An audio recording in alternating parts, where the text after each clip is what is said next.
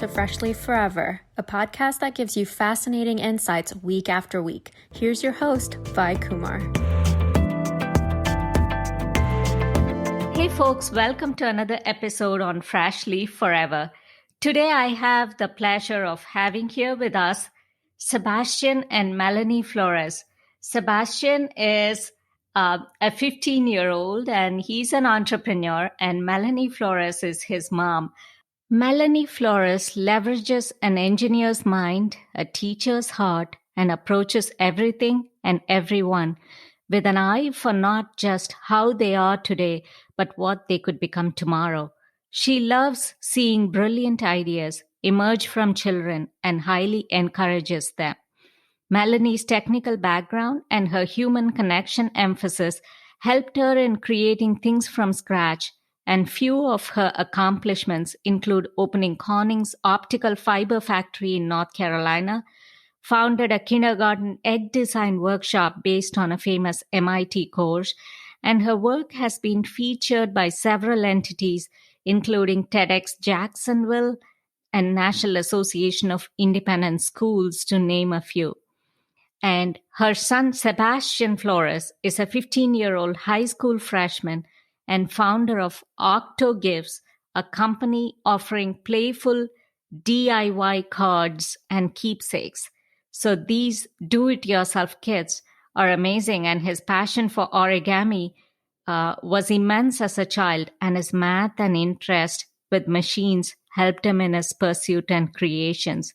He has been recognized on Atlanta Inno's 25 Under 25 list and at Elementary STEMCon 2020, again, to name a few.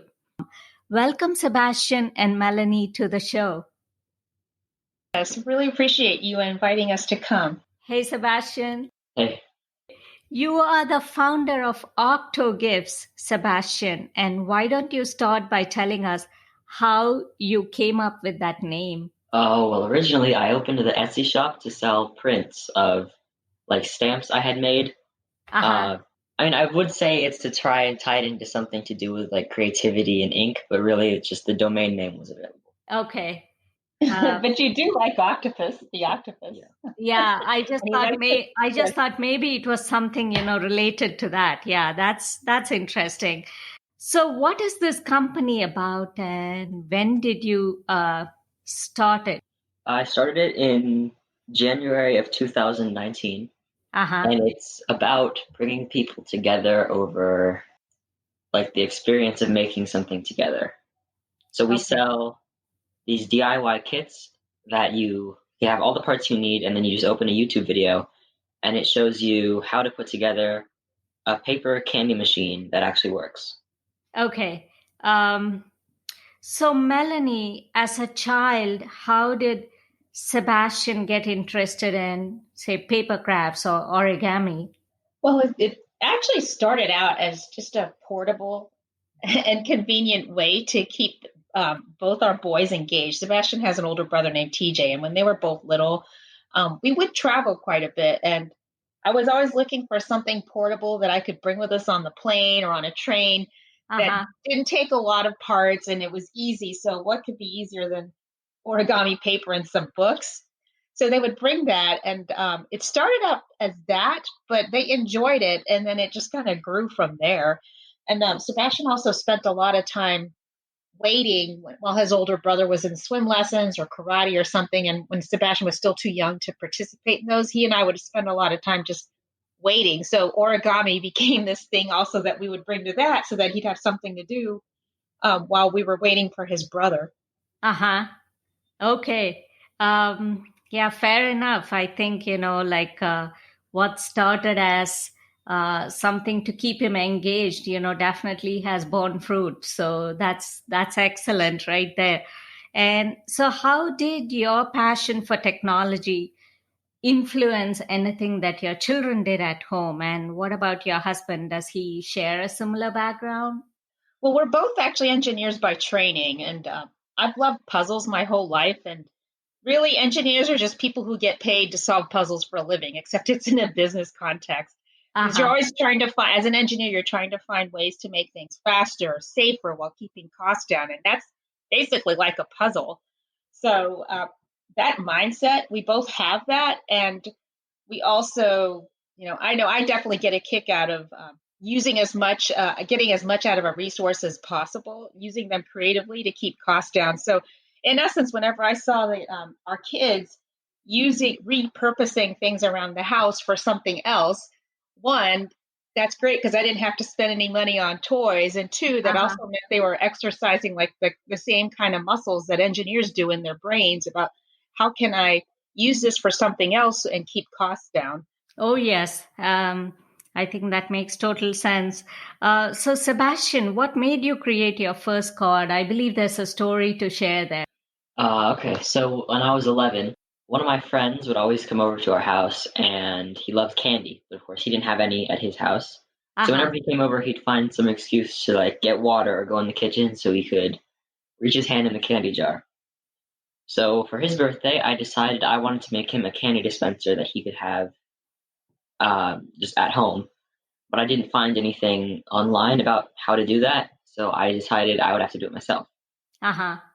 So I went in the recycling and I found an old candy box and a paper towel roll and a water bottle and one of those sheet protectors, like the plastic screens. And I spent about 2 hours just sitting on our kitchen floor and cutting and gluing, and then until I had the first OctoGift. Oh, that's excellent. And how did your friend react when he realized that was what he got for his birthday? He loved it. I'm sure when it comes from a close buddy, it has more significance and it makes more sense that it's a personal gift rather than something that was store-bought. So did you continue doing these further to that one incident or need that you had? I didn't really make any more. It was just like a one-time thing then. But then I kind of thought back. It was like always in the back of my head. And then when I I had started a business, like I said, to sell art that no one bought. So I already had the Etsy shop and I wanted to make money. So I thought, what if I remade that gift, but just like remastered and sold them on my Etsy store? Okay. So, Mom, when did this thought of him potentially transforming his art into a bigger entity cross your mind? Say, when did you realize that he had this potential? I realized the potential once complete strangers started buying his work. That's when I realized, okay, he might have something here. Okay. And was that like in the local area, or was that already online? How was it? Even the small scale thing that he did, was that pretty much like, say, just how you would sell in the local community? Was that how it was? Well, his first sale to a stranger was actually online. And then a few months after that, we did the Decatur Maker Market at the Decatur Arts Festival, and he brought dozens of his OctoGifts, and we had, every single sale there was to someone who didn't know us. I don't know how many he sold, like 2 dozen or something. He sold quite a few there. So between the sales he got online for Valentine's Day, and then the sales at Decatur, where these were just people who, they weren't buying it out of guilt or because they were our friends. They didn't know him and they still bought. Those two things together encouraged us that there was something there. Was that when you created more of your cards, Sebastian? Like the few years after your friend got his birthday gift and whatever Mom mentioned now, the Decatur Arts Festival or the Valentine's thing online, was that when you created more of your cards? Yeah. Okay. And by then, was the company formed, or it was still like you were just as a one-off thing selling some stuff online through your Etsy shop? It was, yes, by then it was an established company. Okay. How did it feel when you sold out all those cards online during that Valentine's? It was exciting. Yeah, to see total strangers buying something I had made. So from how you felt when nobody bought anything out of the Etsy shop to everything getting sold out, I think, that must have been a really triumphant moment, wasn't it? Well, really, I had the Etsy shop. I hadn't posted anything on it in months because obviously no one was buying, but I still had the shop. So it felt like new life. Well, Aunt Cynthia bought. He had one customer. It was his godmother and my sister. And then, no, I think he's just trying to be very modest there, and like He said new life. That's a great way to put it, very succinctly. So that's nice. Whose idea was it to start a company? Did you do this all on your own? And are your designs and products patented? It was my idea. I needed a way to make money so I could buy a new drum kit for myself. The drum kit prompted you to, start make more of your creations and transform it into your company. Is that correct? Okay. And what about the patent on your products? Is it all like, you have like your patents and licensing, like, or is it like anything that's still in the works? Well, the patents are still not, they haven't gone, they're in the patent office, but they haven't been approved yet. That could take anywhere from 1 to 5 years. So. Okay. So you already are in that process. Mm-hmm. That's wonderful. So Melanie, what kind of a customer base do you think he has built over the past few years? Well, yesterday he actually sold his 300th unit. So that was exciting. He's got customers in 23 states from coast to coast. We have customers all the way from Georgia, Florida, Massachusetts, all the way to California. And our customers are predominantly female. They're about 80% female. Oh, that's an interesting statistic. And how does it feel, Sebastian, when you know that, okay, you have penetrated the market and you have reached a customer in a new state? It's exciting. It feels like growth. Oh, obviously. But do you then start thinking like, oh, I should offer this customer some kind of incentive to kind of propagate the message in the new state? Or does something else come to your mind? Sometimes we'll throw in a little extra candy or something in the box. Okay. I think your passion for candy definitely has come handy in your growth, and that's just very exciting. And what support do you guys as parents, what do you offer, Melanie? So my husband, Trinidad, he provides the financial support for the business, and I provide the boots on the ground support. So that's how we kind of split up the responsibilities. I'm sure, like both of those, like kind of have to go hand in hand. And, like I'm sure Sebastian appreciates, having you in his corner with all the support and, of course, the financial support from Dad.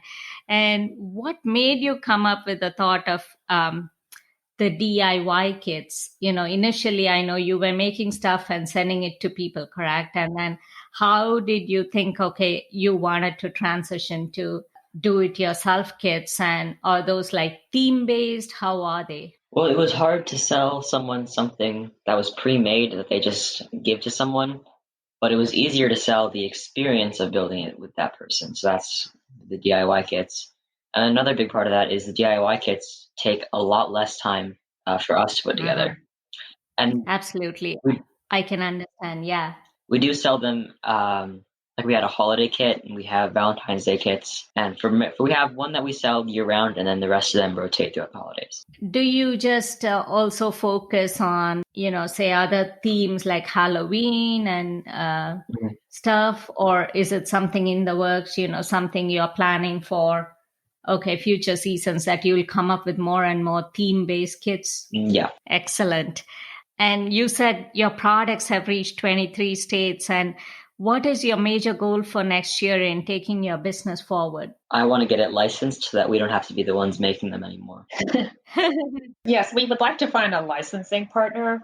We need a partner who can help us scale with it in terms of manufacturing and order fulfillment. So that's our goal for 2021, is finding a partner. Are you kind of still looking to keep that local, or are you open to external sources also, like out of town and whatnot? So anyone that listens to the show here can approach you? Yes. Yeah. It doesn't have to be a local.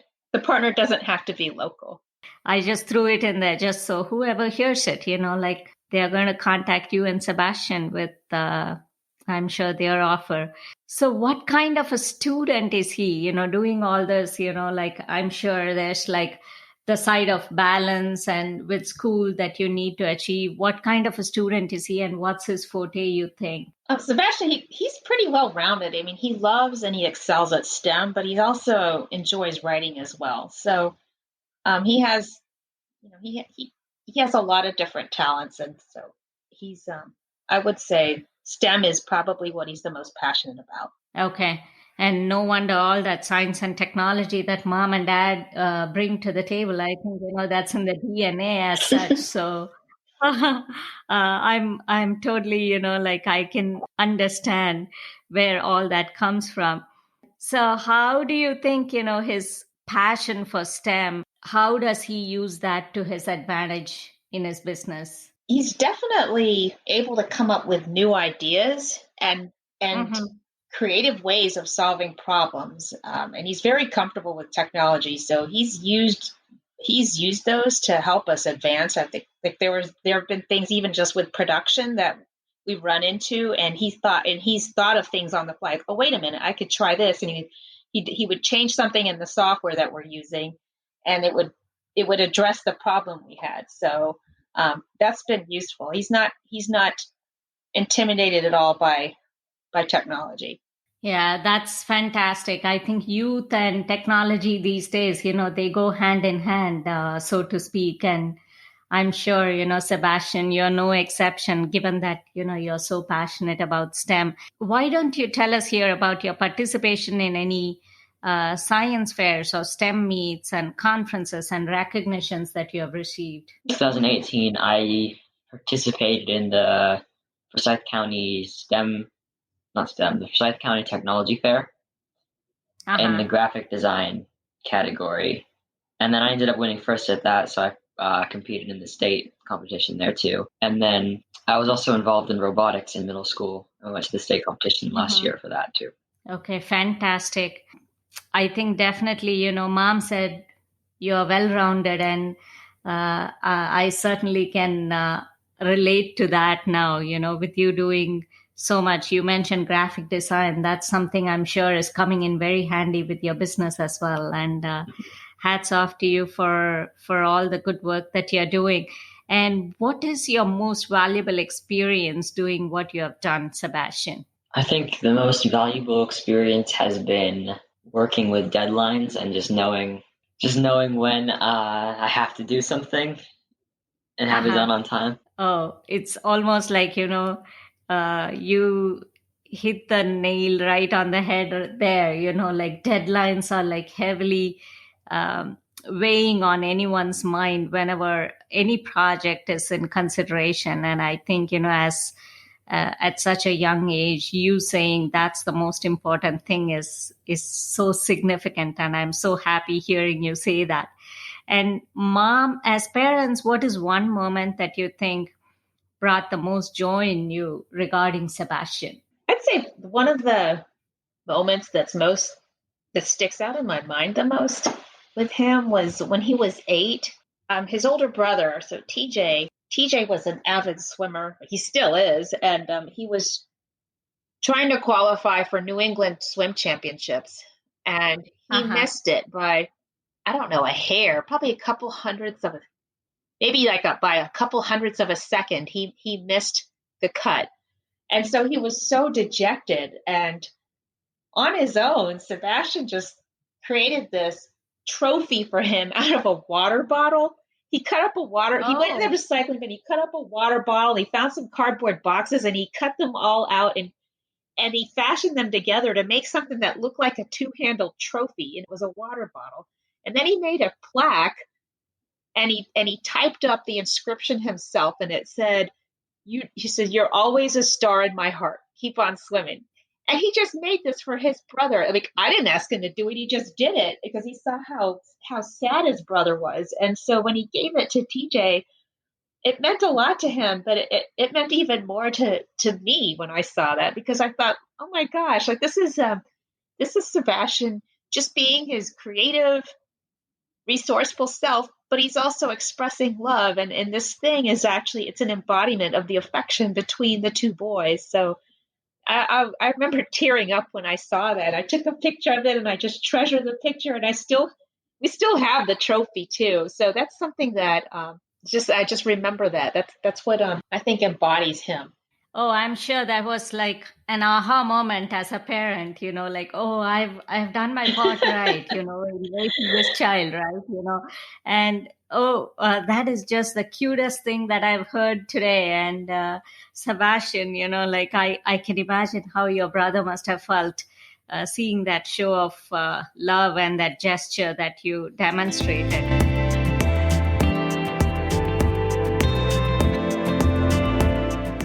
Back in a moment with our guest on Fresh Leaf Forever. So, what challenges did you face along the way, Sebastian? How did you cope up with those? I'm sure any project has its own share of, the challenges. And so, what was it that you faced, and how have you succeeded in them? I'd say getting the patents, getting everything in the right places before we could sell the kits, because we wanted to make sure everything was protected before we actually made kits to sell. So that was a big part. And then also making sure, just going through testing and making sure that the instructions I was making and the pieces we had, anyone could follow them and know what to do. How much time does all of your work for the company take up? And I know you have to do school because you're a freshman in high school, and high school is so challenging. So how much of your routine is spent on your company versus what you do for school? Actually, not that much time. When we have a new project, like when there's a holiday coming up, there's a lot because you have to make an instruction video and you have to make packaging and come up with a process to get all the orders filled. But then other than that, it's just an order comes in, we fill it and we ship it. So it's not actually that much. Okay. So when you say you make the instructional videos and everything, obviously for every single DIY kit, then I assume you would also have like a prototype that you make. And is that how you go about the process? Yes, I'll spend some time in Adobe Illustrator just drawing pieces, and then I'll cut them out on our machines and try and figure out how to put them together so I can have a finished product. And sometimes I have to change those pieces because sometimes they're the wrong size or they don't work. Or they're just too complicated. Okay. Oh, right there. That's a challenge that you face, and you figure it out and you have to overcome.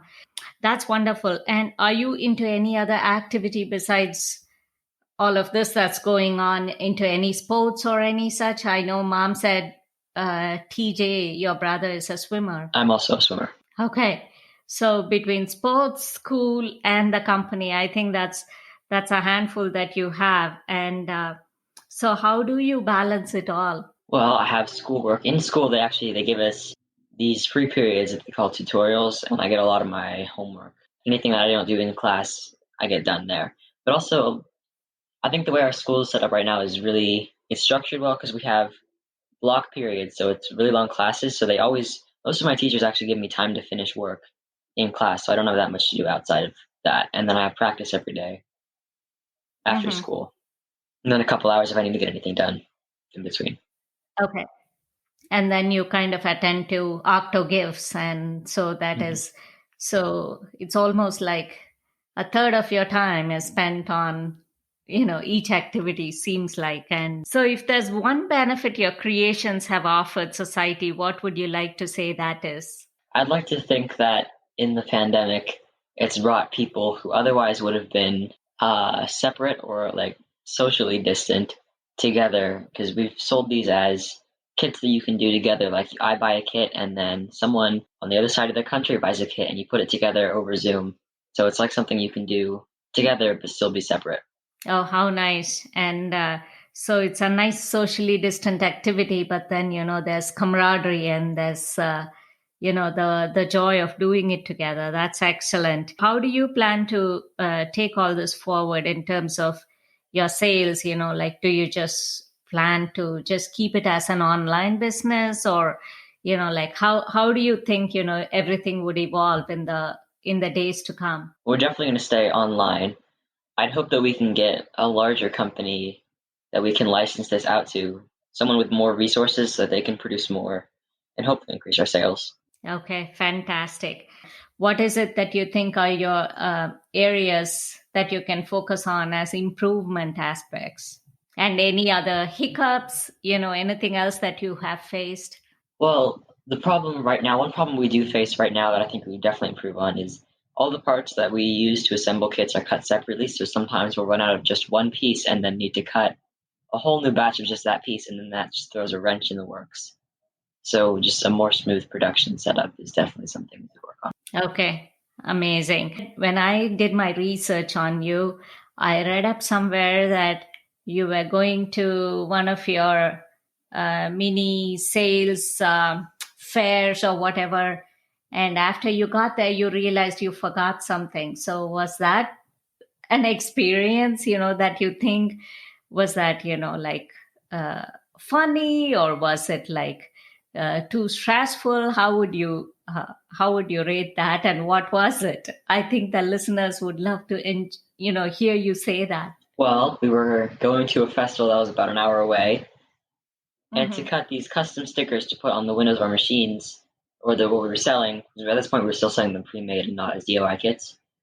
So we brought actually a Silhouette, which is like this desktop cutting machine hooked up to my laptop, so I could design these stickers on the fly for customers. And the one thing that I forgot was the cutting mat that goes in the machine. So there's something for it to cut the vinyl on. So you put the vinyl on this cutting mat, you feed it into the machine, and then it cuts out your design. And I forgot that. And in the moment, that was super stressful because I thought I wouldn't be able to do anything. Thought I wouldn't be able to use this, and I packed for nothing. But looking back, it's kind of funny. And if anything, it's taught me not to sell in person because it's too much hassle. It's just way easier to sell online. You're more prepared, and you can be well-rounded, and you just know for a fact what you have out there, don't you?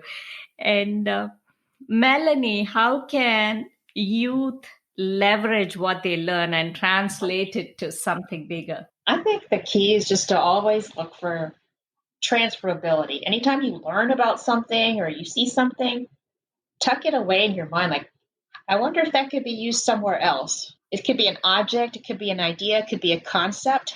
So, for an example, origami. Did you know, like, NASA scientists use origami to create equipment that can then be used in outer space? Like, they want to take pictures of faraway planets, but one thing that poses a problem is the light from stars. It makes it hard to take a picture. So they actually created this thing called a star shade, which helps block the light from the stars so they can actually get a good quality image. And this thing called this star shade is actually the size of a baseball diamond. So in order to fit that into spacecraft, they actually fold it up and they use origami principles. So that's an example of something that children, and people of any age, actually enjoy origami. But that's an example of it being used to solve a problem in a very different context. So I think that whenever you learn about something, don't just take it at face value in the context that it's being used in now. Just tuck it away and always be thinking of a way you can transfer something from one field to another.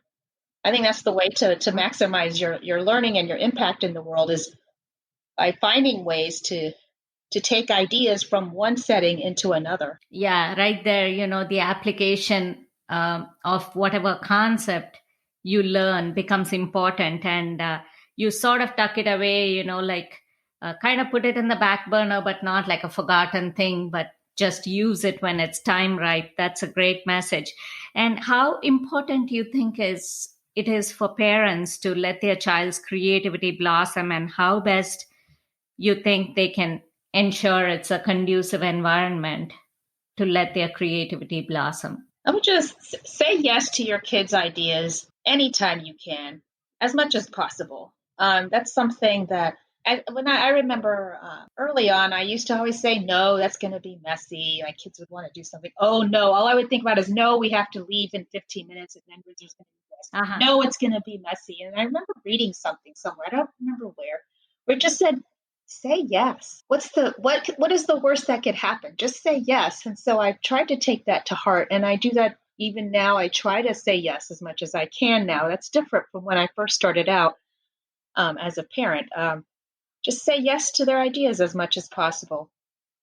Even if it flops, they'll learn from the experience, and so will you. So now's the time to let them try things while they're still little, and things that go wrong don't have this huge ramification in terms of like making the mortgage, or let them just say yes as much as you can.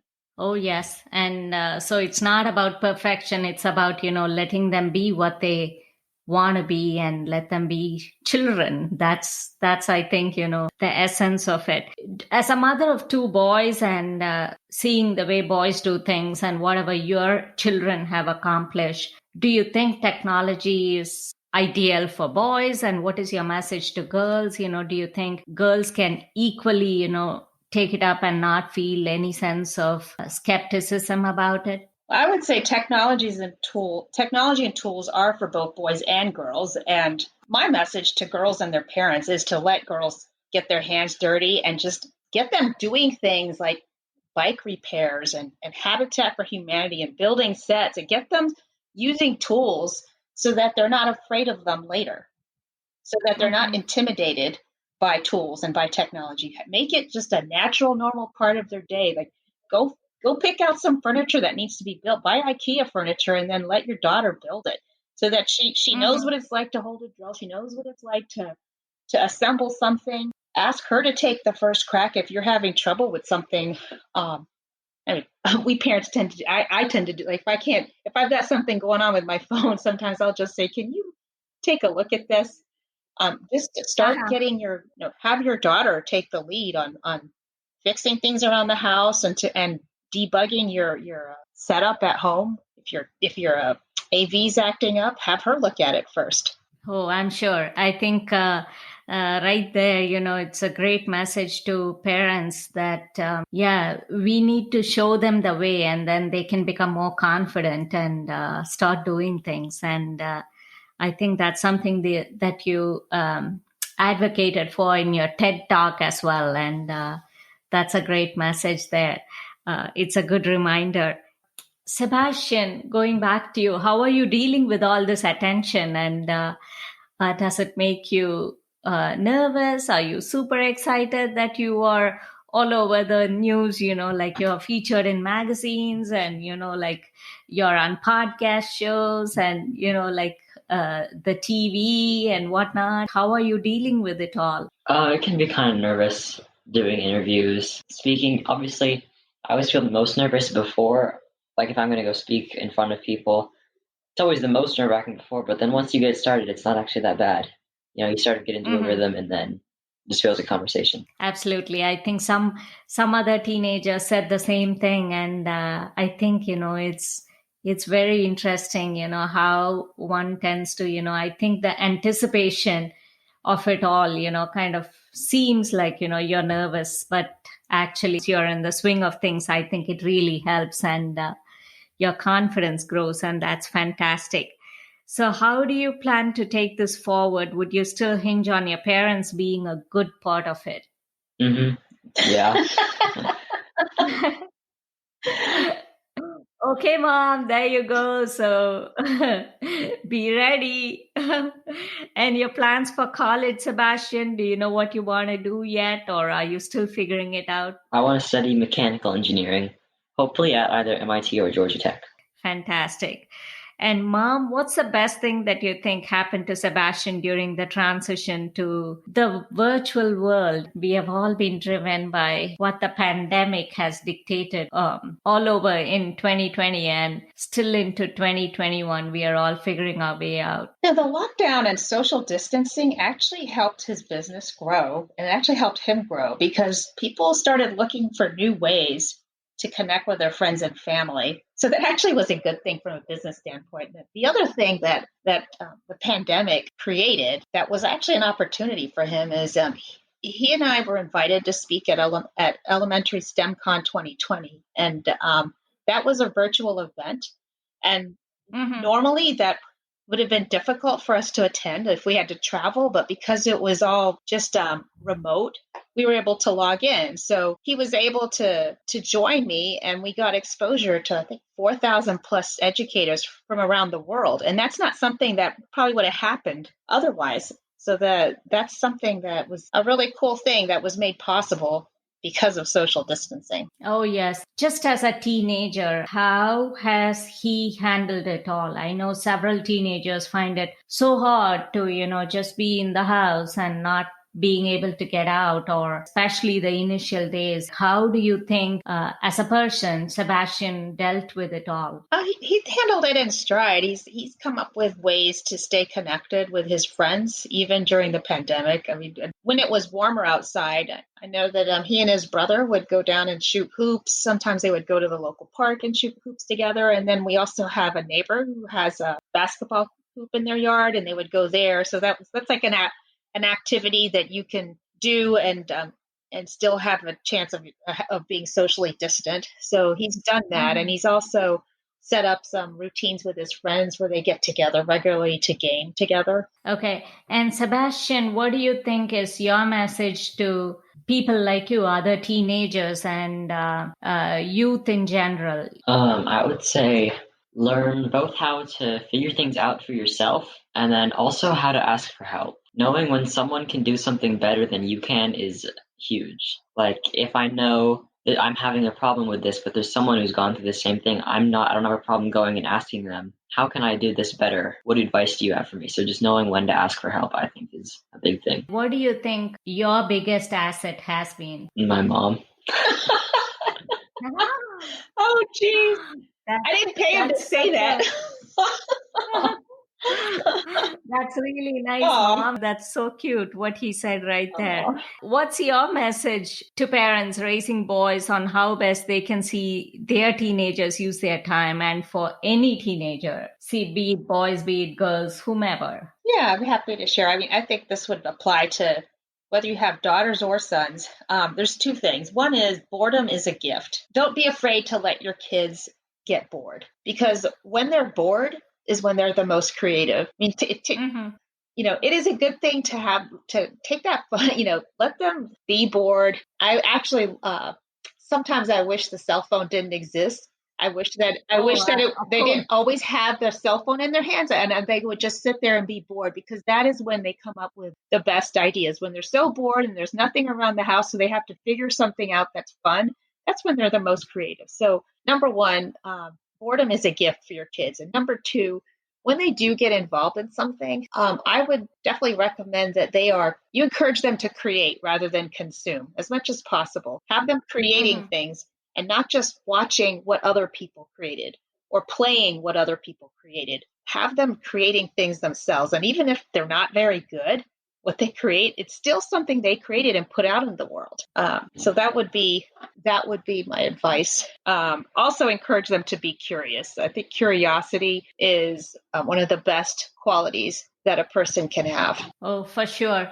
And Sebastian, how has this digital world impacted your business? Has it helped you, hurt you? What do you think, has been the role of all of this, like digitization of everything, and digital marketing and things like that? I think it's helped because a lot of people found out about us through Facebook or through the news that they get online. And it's also helped because now, with everything being on your phone, that means the instructions, we don't have to include paper instructions, which would have been like 20 to 30 pages in each kit. Instead, we just have a QR code and you just scan that with your phone and it pulls up a video that shows you and walks you through how to do it. I guess right there, you have contributed to the environment also, by, so there's so much, as much as digital media, or rather the social media and the world has been, detrimental in a few things. For the most part, it's been positive, and right there is a good example, your case. And as a takeaway from this show, Melanie, what would you like for listeners to remember about Sebastian? What is if you were to point out one quality in him that for someone to emulate, or something that really, stands out, what would that be? And what would you advise parents to encourage in their children? I would say probably one of his best qualities is his curiosity.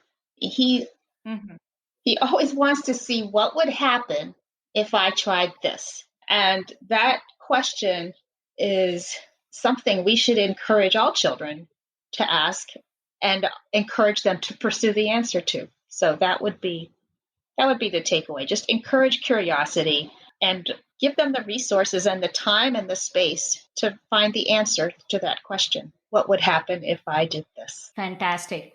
And Sebastian, something that I would like to ask you, what is it that you would like to share or ask of other parents that are listening to this show? Help your kids find their passions and help them chase those passions. Because what would have happened if, when I was younger, my mom said, no, there's too much paper all over the house, I'm not buying you any more origami paper. And I had stopped doing it. Well, that's an excellent message, Sebastian. And it's, I just thoroughly enjoyed being with you, and Melanie, you as well. And my very best to you guys for taking OctoGifts forward in the right direction. And Sebastian, to you in particular, in steering it forward the very best way possible. And my best wishes for your business to keep growing. Good luck with school, good luck with your business, and good luck in everything that you do. Thanks so much for being on Freshly Forever. Thank you. Yeah, thank you for having us. As always, it was a fun and insightful conversation with yet another guest here on Freshly Forever. Before I sign off, folks, let me remind you to subscribe to the podcast on Apple, Spotify, or Google, and follow the podcast on Instagram at Fresh Leaf Forever. That's one word. And on Twitter at Fresh Leaf Forever1. The website is www.freshleafforever.com. That's one word. Make sure to send me your feedback and keep enjoying the podcast. I will see you back again next week with yet another guest and yet another interesting topic. Until then, it's Vai saying so long.